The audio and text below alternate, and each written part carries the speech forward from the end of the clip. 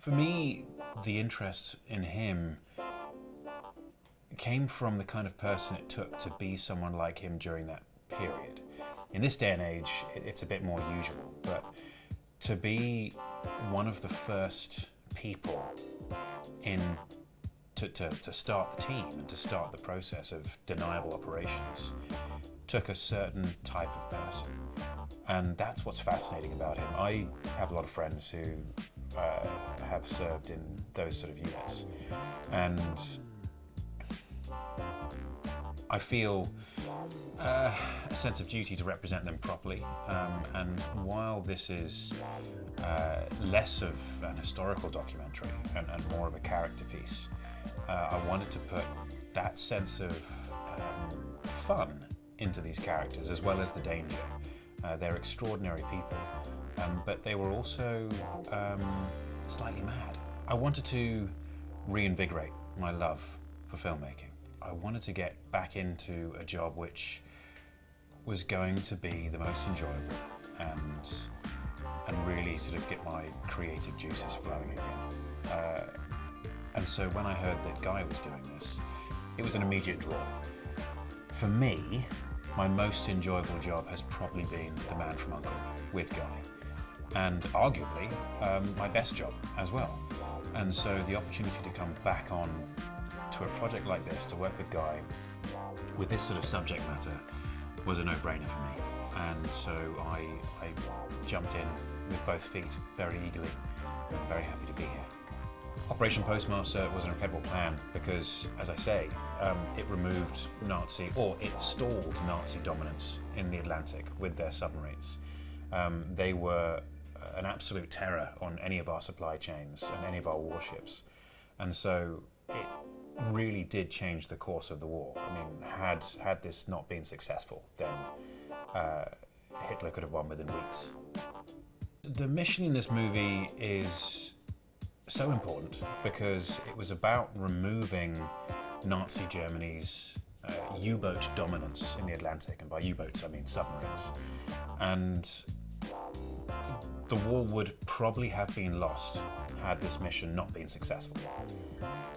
And Gus's line, whether it has still survived or not, I'm not too sure, but him saying we're giving birth to deniable operations is important because of the time. It was something that was unthought of. It's in the title, Ungentlemanly warfare, but they weren't going to win otherwise. And that's one of the special things about people like Winston Churchill, is that he could see the wood through the trees. And it was about, I mean, I'm sure he had many failings as a man, but one thing he did right was win the war. And if he didn't, by doing things like this and forming teams like this, then we'd be living a very different life now. Alan's wonderful to work with. I've been looking forward to working with him for a while. I saw him in Reacher and thought his work was absolutely fantastic in that. And I was keen to see what kind of actor he is. And he's a very intelligent actor. He's very thoughtful. He's done his homework. He cares. He's subtle. He's nuanced. And that's a pleasure to work with. And he's also very funny. He's a lovely chap and lovely to be around on set. So yeah, I'm looking forward to working with him again someday. The wonderful thing about Guy Ritchie is that he's excellent at crafting character, but you can't just be excellent at crafting character. There have to be people who can pull that off.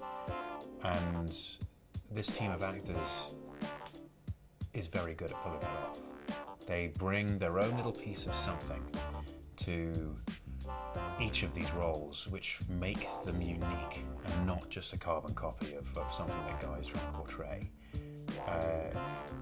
Everyone has their challenges as a character, and everyone fills their role so wonderfully, and it's is great to see. I mean, working with Hero in particular has been a real pleasure. I think he's the youngest of us by a fair margin, and there's some real talent there. I love being on the water, and so the opportunity to actually be at sea again while shooting was extraordinary. I think in this day and age, one would normally expect to be on a green screen stage and at most on a gimbal, but not even that, maybe just a bit of camera movement like this. But something about being on the water, something about being off such a beautiful coastline like we have here in Turkey, it really helps sell the world and the feeling, and so you can really get in touch with it. And also it creates a wonderful bond between the cast and the crew and everyone on that particular vessel, because we're not getting to just disappear off to our various corners and our various stations, and we're on the boat all day long, come rain or shine, and it feels like a real camaraderie gets built that way. And this is such a magnificent crew. Everyone is so good at what they do, and they have such a good approach to it. It's the only other movie I've laughed so much on was Man from U.N.C.L.E., and I love being back here. Absolutely love it. I think Guy Ritchie's brand of creativity will bring something to this that will make it, and I'm not saying that historical documentaries are unwatchable, but they can sometimes come across as information. And I think with today's viewers, things need to be interesting, things need to have a sense of fun. And while it is historical, we're talking about an historical event, an actual mission that happened. We're also playing with the characters a bit to access an audience which is going to enjoy these characters.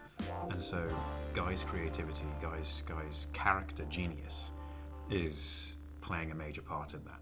Expect a characterful, fun ride.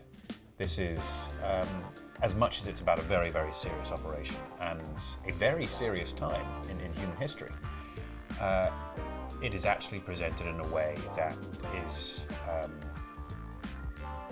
devil-may-care sort of attitude of these extraordinary individuals. And it's a laugh, which I think a lot of these people may have had because they were dancing around the edges of madness, and that's what made them special and capable for this kind of mission. And so people can expect to see unusual characters doing bombastic things.